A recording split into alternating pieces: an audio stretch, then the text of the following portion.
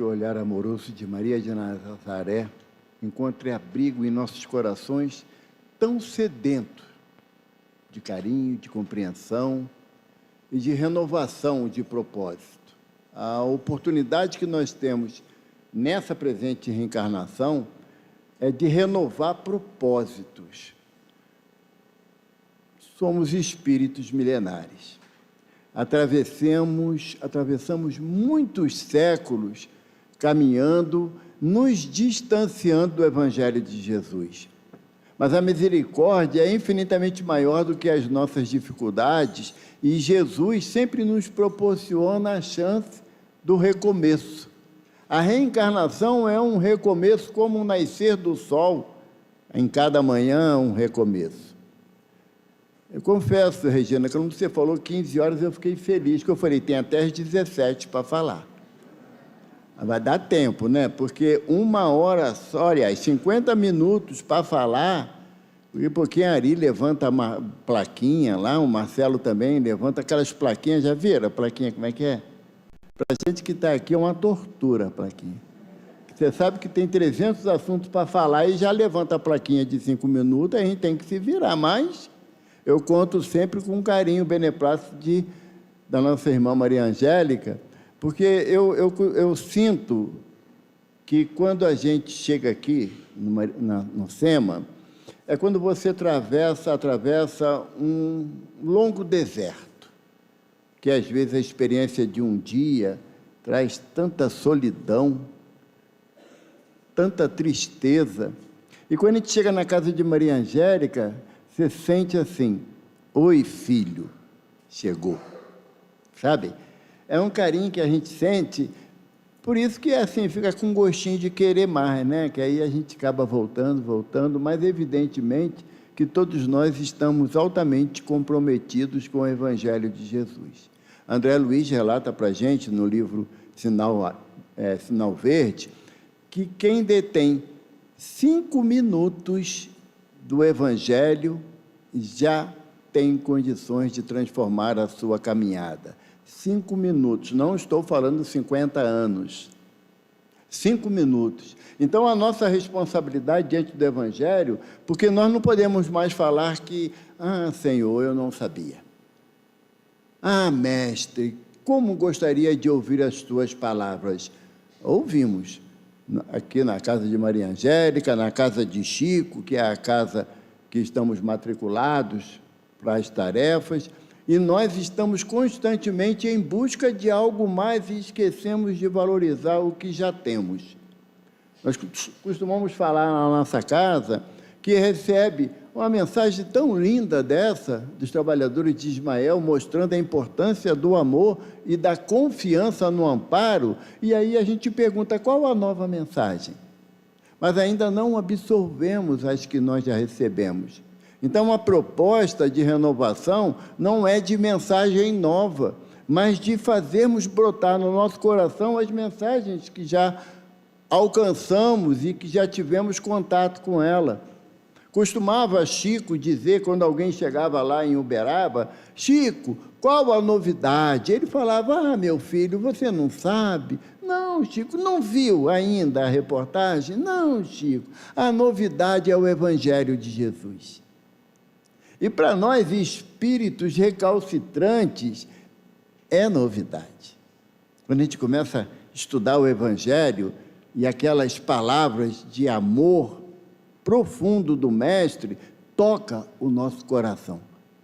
Aí você fala assim, não sei se acontece com vocês, mas pega um texto aqui e fala assim, a gente costuma brincar, né, lá no CSX, essa palavra não estava no texto. Foi posta agora, na nova edição do Evangelho, veio essa palavra que não constava na anterior. Por quê? Porque se você for dar o sentido real que a mensagem traz, sempre será uma novidade. Sempre será uma novidade. E nós ainda temos muita dificuldade de absorver os ensinamentos do Evangelho que Jesus nos trouxe há pelo menos, quanto? 12 anos. O Evangelho de Jesus está na nossa trajetória nesse planeta há aproximadamente 4,6 bilhões de anos. Quando o Mestre formou esse planeta para nos abrigar, nós não éramos espíritos iniciantes na trajetória do aprendizado espiritual. Nós já viemos, como fala Miguel Labolida, o nosso amigo lá do centro, nós já viemos com um passaporte muito carimbado de esferas anteriores. Sabe, tem muitos de nós, assim, que nem eu, já está no 10º passaporte, tudo carimbadinho, já não tem mais para onde ir. Ou melhor, agora vai ficar esquisito para a gente. Então, a proposta é essa. Porque tem um ditado popular que fala: água mole em pedra dura, tanto bate até que... O pessoal está dormindo, né? Eu vou falar mais alto. Água mole em pedra dura, tanto bate até que... Até Zé Luiz acordou agora.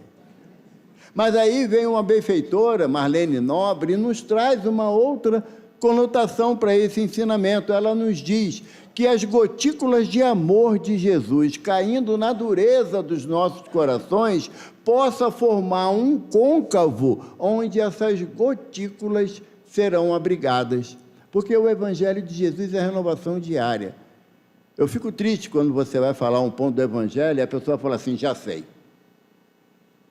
Você já sabe, está mais complicado, porque tem que praticar. O Evangelho é uma proposta de prática, de exercício, não é de você saber aquele assunto. Eu costumo dizer que cheguei ao entendimento para o Evaldo que seguir o Evangelho de Jesus tem nada a ver com religião. Tem nada a ver. Jesus não trouxe nenhum conceito filosófico religioso. Seguir o Evangelho de Jesus é uma atitude de inteligência. Se teu irmão te injuria, te calunia, deseja o teu mal, ora a Deus por ele. Olha a proposta inteligente do não revide. Porque quando você vai revidar e você está em condições físicas superior ao seu oponente, beleza. Você dá um berro, abre a mão, o cara sai correndo. Mas quando é o oposto? Quando você é a parte mais frágil e aquele que lhe agrediu, que lhe ofendeu, que lhe caluniou, tem mais força, mais condições do que você. Então, a proposta do Evangelho não é a de mútua agressão, é de oração. Porque o que diz o Pai Nosso? Perdoai as nossas dívidas à medida que eu perdoo os meus devedores. É inteligência, sabe? Não é submissão. Por muitos séculos, nós entendemos que seguir o Evangelho era um ato de covardia. Se te bater na face esquerda, ofereça também à direita. Olha que covarde, não é? Se te obriga a caminhar 1000 passos, caminha mais 2.000 passos por conta dele. Não, eu não sou assim. Eu não levo desaforo para casa. Aquele cantor Fábio Júnior, há alguns anos atrás, muitos anos atrás, mais de 30 anos, o Avancini virou para o Fábio e falou assim: Fábio, vamos lá em Uberaba para tu conhecer o Chico. Ele falou: não vou não, esse negócio de falar com espírita é esquisito, tem medo dessas coisas. Não, mas não é assim não, Fábio. Você vai lá, uma reunião pública, eu te apresento o Chico. E o Avancini, né, o Fábio devia tantos favores a Avancini que aceitou a proposta, pegaram o avião, foram para Uberaba, chegaram lá um sábado à tarde, Chico na reunião pública, a casa cheia. Quando entra Fábio e o Avancini, o Chico lá da mesa fala assim: Fábio, meu filho, leva desaforo para casa. Aí o Fábio: gente, mal cheguei, o cara já sabe da minha vida. Coisa esquisita, porque o Fábio era muito esquentado. Lembra disso, né? Era pavio curto, sabe? E aí o Fábio, aquela mensagem do Chico tocou no coração dele. E aí, passado alguns anos, um repórter entrevistando o Fábio Júnior falou assim: Fábio, tu tá sempre essa cara de bom rapaz, sempre com um sorriso, tu não se aborrece não? Ele: hoje não, porque hoje eu levo desaforo para casa. Você resolve tantos problemas agindo assim, tantos, porque quando alguém te agride, discute com você, e você não revida, o presente é dele. Ele vai sair resmungando, te agredindo mais ainda por palavras, e você vai continuar a tua trajetória sem nenhum problema. Lembra aquele ditado? O cão ladra e a caravana passa. Aí o cão cansa de latir, mas a caravana seguiu o rumo dela. A proposta do Evangelho é essa, não é você ficar estagnado na opinião do outro. Chico diz para a gente, dá uma orientação para a gente, que o primeiro passo para a tua existência dar errada, o primeiro passo é você querer agradar todo mundo. O segundo passo para a tua existência dar errada é querer que todo mundo te agrade. É impossível. A impossibilidade reside nesse desejo nosso de que tem que ser do meu jeito. Sabemos que não é assim, né, Eliane? Somos espíritos de trajetórias muito antigas de querer ser do nosso jeito e a gente não consegue avançar 1 milímetro no nosso progresso moral. Um benfeitor disse para nós, certa vez, que nós, e aí eu vou englobar todos, porque eu sou legal pra caramba, nós temos amores que já são espíritos superiores e nos aguardam na nossa trajetória de espíritos imortais chegar a espírito superior. A gente está brigando para chegar a um plano de regeneração e tem que ser do meu jeito o plano de regeneração. No entanto, a proposta do Evangelho é: negue a ti mesmo. O plano de regeneração só será instaurado no nosso planeta quando ele estiver dentro de mim, dentro de você, dentro de você, dentro de cada um de nós. Porque o plano de prova e expiação é feito por nós. Então, o plano de regeneração também será feito por nós. Então, a proposta é de mudança. E é isso que a encrenca começa. Porque no capítulo 16 do Evangelho segundo o Espiritismo, o senhor Allan Kardec vem trazer que não se pode servir a Deus e a Mamon, e a gente já sabe disso. Tentamos. Se der para dar aquele jeitinho brasileiro, a gente vai tentar agradar os dois lados, mas um vai ficar sempre na falta, sempre faltando algo que agradar os dois lados é quase impossível. Quem tem mais de um filho sabe disso, né? Agradar, eu tenho 4 meninas, biologicamente falando. Agora, de coração, deve ter umas 20. Agora, imagina querer agradar todo mundo. Não dá. E aí, essa proposta de Jesus, quando ele nos fala, lá no item 1 do capítulo 16, quando ele nos propõe, aqui o título é Salvação dos Ricos. Para o Evangelho do Mestre, riqueza não está constituída de bens materiais. A riqueza que o Evangelho nos propõe é uma riqueza de oportunidade, e isso todos nós temos. Em maior ou menor monta, mas todos nós temos. Não vamos associar aqui ao capítulo 16, que quem é rico já está indo para o umbral e quem é pobre já está indo para o nosso lar. Vai dar ruim pensar assim. Não é essa a proposta do Evangelho, nem a proposta do senhor Allan Kardec. Mas no item 1, assevera Jesus, lá na anotação de Lucas, no capítulo 16, que ninguém pode servir a 2 senhores, pois ou odiará um e amará o outro, ou se apegará a um e desprezará o outro. Não podeis servir ao mesmo tempo a Deus e a Mamon. Mamon no sentido de busca de coisas materiais. Ainda hoje de manhã eu estava conversando com a minha esposa lá em casa sobre o tema, que vocês têm o tempo certo, né? Acabou a palestra, lá em casa não, a bichinha sofre, porque está comigo todo dia. Então, tem que ouvir eu falar do tema, não tem ninguém para falar. Sobrou ela, né? Aí eu estava falando com ela que o estudo desse ponto, ele abre um entendimento para a gente que, às vezes, temos dificuldade de compreender. Eu, Evaldo, sempre falei e negativamente falei mal do dinheiro, da possibilidade de ter muito dinheiro. E aí que eu fui entender que a fragilidade era minha e não do dinheiro. Quem tem dificuldade de lidar com a possibilidade do dinheiro é quem tem consciência de que não utilizou bem em épocas recuadas e agora, né? Farinha pouca, meu pirão primeiro, então eu amaldiçoo o dinheiro e sendo o dinheiro ou a riqueza uma dádiva de Deus, eu estou jogando na contramão do time que eu quero participar, que é do time daqueles que seguem a Jesus.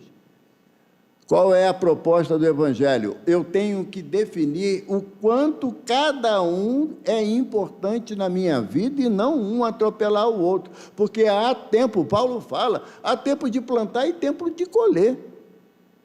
Temos que saber distinguir qual é o tempo da minha atividade, aonde eu vou aplicar as necessidades de mamon, que são as necessidades da vida material, que a gente não pode se escusar, não pode faltar, e também o tempo em que eu devo dedicar às coisas espirituais, que é a minha essência. A Regina falou no início, eu não gosto dessa notícia, mas o Evangelho me propõe, e a doutrina também, todo mundo vai morrer. Não tem como escapar. O problema da gente é desencarnar. É deixar as coisas da matéria com o corpo perecível. O nosso problema é só esse. Emmanuel fala para a gente, no Caminho, Verdade e Vida, que a maior dificuldade nossa não é o ato da morte, porque a morte é uma lei. Tem que morrer. Agora, a dificuldade da gente é o desencarne. Por quê? Porque nós vemos inúmeros irmãos distanciados do corpo físico, mas ainda querendo atitudes ou levantar o corpo do sepulcro para continuar a sua jornada. Eu conto uma história sempre de Chico, que ela parece um pouco hilária, mas na verdade é de grande reflexão, porque o Chico já doentinho, Emmanuel chega perto dele e ele fala: seu Emmanuel, quando eu desencarnar, o senhor vai estar me esperando? Chico, 80 anos de mediunidade. Emmanuel fala: Chico, eu sou muito ocupado. Quando você se perceber desencarnado, procura uma casa espírita, que lá tem sempre uma equipe de plantão para acolher espíritos recém-desencarnados. Já gravaram o endereço daqui, do SEMA? Vocês estão felizes, tem 2 casas, pode gravar os 2 endereços. Uma das 2 há de encontrar. Eu gravei, Edgar Werneck 929, ninguém tira do meu coração. Mas a questão é quando se perceber desencarnado que não é tão fácil assim. Não é você passar um transe, o corpo não te obedece e caramba, morri, não é. Exige muito mais uma percepção, hoje que nós estamos encarnados, de nos preparar, porque também perguntaram para Emmanuel, como se alcançar uma boa morte? Vivendo bem. Está correlacionado.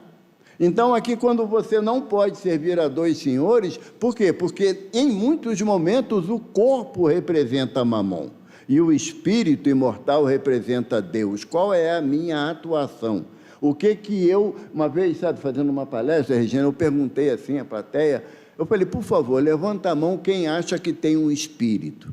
E aí várias pessoas levantaram a mão, e a pergunta foi inevitável, comprar aonde?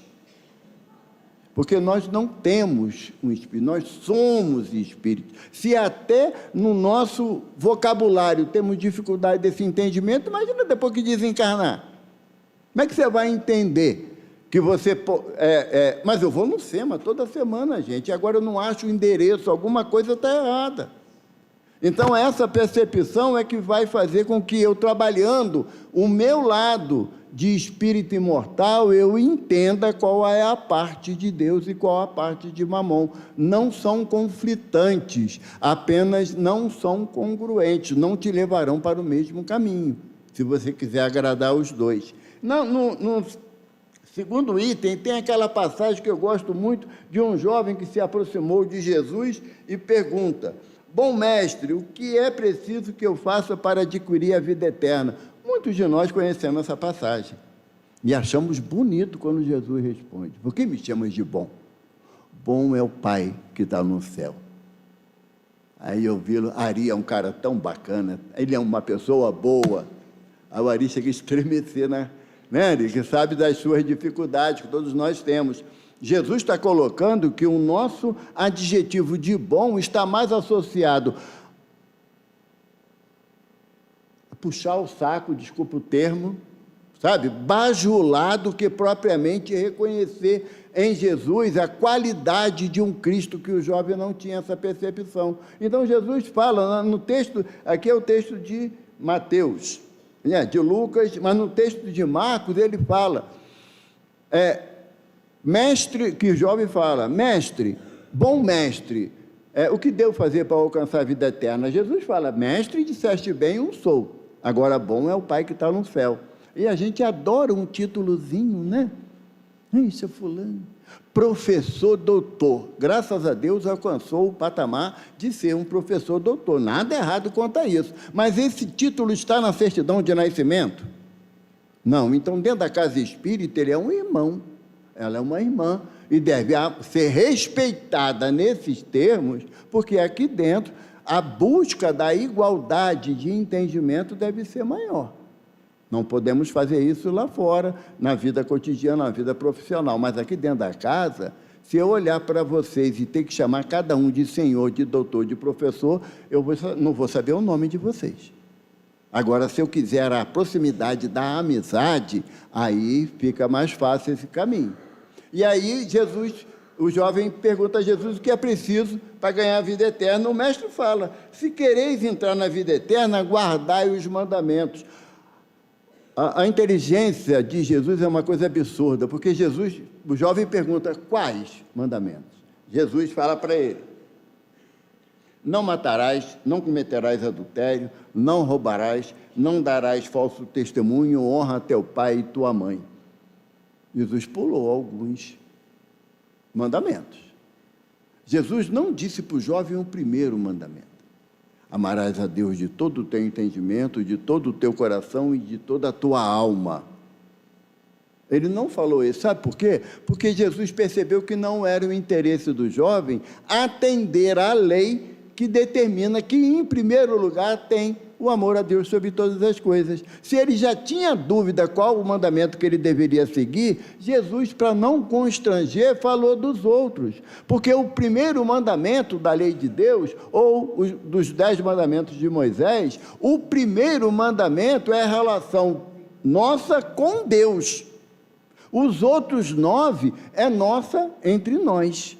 Então, se eu não sei amar a Deus, como que eu vou usar o atributo do amor para aquele que está caminhando comigo? E Jesus faz esse questionamento aos discípulos. Como podem dizer que ama a Deus que não vê e não ama o próximo que caminha com ele? Aí o jovem falou, verdade. Desculpa, tem um carro, um Subaru verde, KYC 4660, que está parado na garagem da entrada da obra. Por favor. Obrigada. Quando Jesus fala para o jovem, é que o jovem diz, não, já cumpro esses mandamentos desde a minha juventude. Aí o mestre, percebendo a fragilidade do jovem, o que Jesus fala? Vá, vende tudo que tem, dê aos pobres e conquistarás um tesouro no céu. Qual foi a resposta do jovem? Não dá. Tá bom. Quem aqui está disposto a isso? Quem de nós está disposto a isso? Eu gosto de implicar com as meninas, né? Só vai poder ter uma sandália. Só uma. E um brinco. A proposta é essa. A gente, os meninos, é tênis, né? Um carro, a coisa, mas das meninas é mais crítica a situação. Eu gosto de falar isso porque a minha filha, a primogênita, ela está fazendo um estágio avançado para centopeia. Que tem tanta sandália no armário dela que deve ser, na próxima existência vai vir centopeia. Eu não sei se tem mais alguém aqui nesse estágio também. Mas a proposta de Jesus é uma proposta que a gente não conseguiria cumprir, então não dá para criticar o jovem rico, não. Porque nós também não alcançaríamos esse nível de despreendimento a ponto de vender tudo que temos e dar aos pobres e alcançar um tesouro no céu. Ah, mas lá no céu eu não vou poder comprar carro, casa, nada, para que eu vou levar dinheiro para lá? Né? Porque o mestre fala assim, se quiseres ser perfeito. Olha como é que Jesus aguça a nossa análise do que é a espiritualidade superior. Porque a perfeição, ela, em relação às criaturas, é relativa.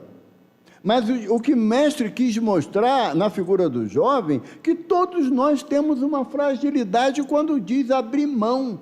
Sabe aquela ideia de posse? Sabe? Não mexe nisso aqui que foi a mamãe da mamãe que me deu. Isso aqui é intocável. Sabe aquela parte do armário, no closet, que ninguém pode mexer ali porque tem coisas muito importantes, aí tu vai olhar um botão de uma roupa que não existe mais. Mas tem o apego, essa tendência natural a colocarmos, não é só as meninas não, os homens também têm os seus apegos, que às vezes é muito mais doentio. Então a proposta é dizer, se quiseres ser perfeito, se você fala assim, eu quero ser perfeito, já mostra a tua necessidade, a sua dificuldade de entendimento, porque perfeito é o Pai que está no céu, Jesus nos alerta a isso. Então, essa passagem do jovem rico, ela está atrelada invariavelmente à minha ideia de posse. O que eu entendo como sendo meu? Vemos em reuniões mediúnicas espíritos reclamando que tiraram um cinzeiro dele do lugar. Ou tiraram a roupa que comprou numa viagem especial. Nós continuamos ainda com essa ideia de posse. Então, o que Jesus mostra para o jovem é que não é tão fácil abrir mão das nossas posses, sejam materiais ou mentais. Mas eu tenho certeza que eu estou certo. Uma vez um benfeitor falou para a gente, quando você acordar de manhã e vai fazer a sua higiene, invariavelmente você vai olhar um espelho. É natural, é do gênero humano ainda essa necessidade. Quando você olhar para o espelho, faz uma pergunta de manhã, cedo. Você quer ser feliz ou quer ter razão? Porque as duas coisas são incompatíveis. Num plano de prova e expiação, as duas coisas são incompatíveis. Se você quiser ter razão, creia que você vai ter ao teu redor um grupo de pessoas insatisfeitas. Se você quiser ser feliz, você vai se habituar a ter sorrisos na sua direção. Sai de manhã de casa para trabalhar, ou para fazer a caminhada, qualquer finalidade que for, crie o hábito de dar bom dia para todos que passarem. Você acaba dando bom dia para cachorro, papagaio, gato, poste, árvore, mas crie o hábito. De cada 10 pessoas que você der bom dia, um te responderá com sorriso no rosto. E fala Emmanuel que muitas das vezes será o único bom dia que aquela pessoa receberá. A gente não para pensar nesses detalhes, que é coisa tão fácil, tão simples. Um amigo meu falou, Evaldo, eu não tinha um hábito de sequer dar bom dia para o porteiro do meu prédio, do meu condomínio. Depois que eu ouvi isso, hoje em dia, quando eu chego, que eu pé da portaria, a galera já fica, aí, bom dia, seu Ernesto, tudo bem? Já fica aquela fofocada toda. Por quê? Porque é um hábito saudável e pode acreditar, não custa nada. E é simples, é baratíssimo. Então, a proposta de Jesus ao jovem não é abrir mão apenas das questões materiais, das conquistas materiais. Tem uma página de Amélia Rodrigues, no livro Primícias do Reino, sobre esse jovem, vale a pena vocês lerem, tá? Vale a pena ler, porque vai dizer o que aconteceu com o jovem na semana seguinte a esse evento aqui. Não é a finalidade, mas por quê? Porque todos nós continuaremos a nossa jornada, apesar dos não que dissermos para Jesus. A proposta é sempre de você ter a chance de recomeçar, de renovar. Ontem eu disse não, hoje eu estou com a vontade danada de dizer sim. E o sim, às vezes, é pesado para a gente. Os espíritos recalcitrantes no erro, gente. Ah, mas eu sou uma pessoa muito boa. A minha mãe falava que na panela de pressão, com batata e agrião, até rabada fica macia. E é verdade. É verdade. Porque eu só posso me considerar no processo de bondade quando eu entender o objetivo do Evangelho na minha vida. Porque o que eu entendo é que você precisa mudar. Tantos anos dentro da doutrina e não muda, Que bom, eu já aprendi que um dedo apontado, o outro vai para Deus e 3 vão para mim. Então, na verdade, eu não estou dizendo para ninguém. No livro de Joana de Ângeles, que ela fala do reflexo do ego, esse reflexo do ego, depois que Joana falou isso, deu uma encrenca danada para o Evaldo. Por quê? Porque quando eu entendo, observo o defeito de alguém, eu gosto muito de um ditado antigo, né? Macaco, olha o seu rabo, que lá vem o trem. Você identifica com facilidade que a pessoa é arrogante. Fulano é muito arrogante. Olha para dentro de você, que você vai encontrar o parâmetro da arrogância em você, por isso que você identifica no outro. Porque a nossa realidade, no processo que Jesus nos propõe, de vender tudo, é inclusive aquilo que você sabe que te faz mal. Você sabe que te faz mal. Então, por que você vai reter isso dentro de você? Por que você não joga para fora? Você não leva para longe de você, dentro do conceito que se não serve para você, não serve para ninguém. Por isso que é tão difícil seguir Jesus. Quando termina o sermão profético, quando o mestre fala das grandes transformações sociais que acontecerão no planeta, e aí Tiago pergunta, quando se dará isso, mestre? Aí Jesus fala, nem o Pai, nem o Filho e nem os anjos, sabe? Só o Pai que está no céu. Aí André, um dos discípulos, fala assim, quão dura é a tua doutrina, Senhor? Quem poderá seguir-te? Porque Raul Teixeira, Jesus abençoe ele na recuperação, ele tem uma frase que ele diz que para ser espírita não é para quem quer não, é para quem aguenta. Porque a doutrina vem esclarecer os pontos que eu mais tenho dificuldade na minha transformação. Porque eu não tenho possibilidade nenhuma, por mais que eu ame minhas filhas, minha esposa, meus netos, mas eu não tenho possibilidade de mudar uma vírgula neles. Por mais que eu queira que eles sejam felizes, mas cada um tem um padrão de entendimento da felicidade que difere da minha. Então, quando Jesus se refere ao jovem, na necessidade de ele buscar os conceitos reais da lei de Deus, o jovem entende que não é fácil, como não é para o Evaldo também. Mas a proposta de Kardec, quando ele nos fala que o verdadeiro espírita é aquele que promove a sua transformação moral e pelo esforço que emprega em domar as más inclinações. Essa frase de Kardec sempre me aponta, que promove a minha transformação moral. Eu não posso ficar implicando porque o outro é muito arrogante, o outro é muito exigente, o outro é muito isso. Enquanto eu estou falando do outro, eu perco a chance de olhar para mim, de reconhecer as minhas dificuldades e fazer as reais mudanças que eu preciso, e domar as más inclinações. Alguns de nós aqui lembram da época do circo que tinha os animais ferozes, lembra? Os leões, os tigres, ficava dentro de uma jaula, né? Lembra ali? Com o chicotinho e a cadeira, de vez em quando o leão dava uma patada na cadeira e quebrava, e dava ruim para o domador, né? Kardec relaciona as nossas dificuldades morais como feras indomáveis. Se eu não tiver com a cadeira da obediência e o chicote da resignação, eu não domo os meus animais ferozes. Eu não domo. E aí, o que vai acontecer com esse animal feroz? Vai atacar quem está perto de mim, com a minha arrogância, a minha prepotência, o meu orgulho, a minha vaidade, vai atacar. E aí eu vou transformar aqueles que estão ao meu redor em vítimas, mais uma vez, das minhas intemperanças, das minhas dificuldades. Todos nós caminhamos para a mudança do nosso entendimento. Todos nós caminhamos. Eu lembrei no sábado, lá no recreio, da parábola do rico e de Lázaro. Lembra dessa parábola?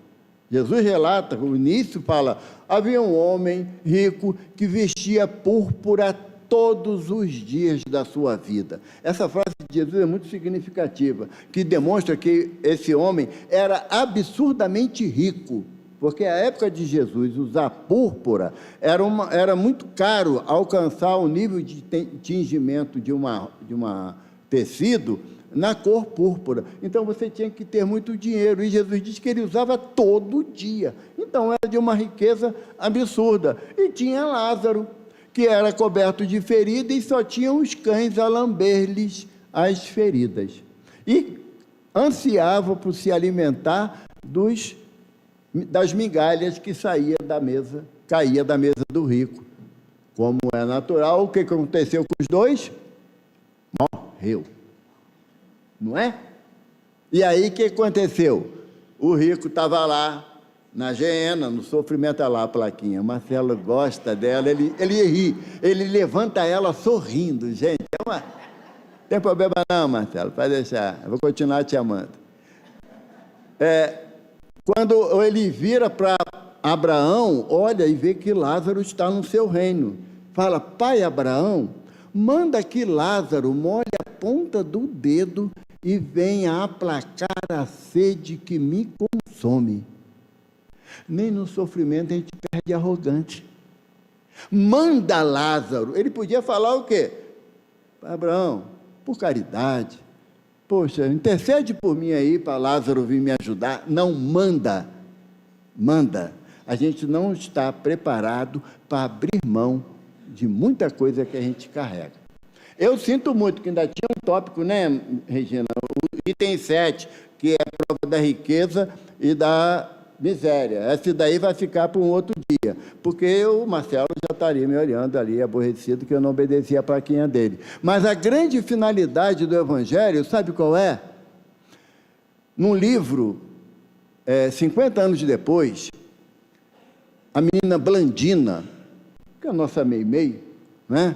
Uma jovem de 13 anos que estava com um processo final de uma tuberculose muito acentuada, ela fala para o seu pai, Tassiano, um homem que odiava os cristãos. E Blandina era cristã. E ela vira para o pai e fala: pai, Jesus é o amor que espera sempre. Essa certeza de que Jesus nos aguarda no momento que nós quisermos caminhar na sua direção. Esse amor do Mestre que a gente ainda não compreende nos dá a esperança sincera de que é possível cada um de nós caminhar na sua direção. E olha a felicidade. Temos Chico, Maria Angélica, Divaldo Franco, Joana de Ângeles, tantos mensageiros do Mestre a nos estender a mão e falar: é possível, vamos com Deus.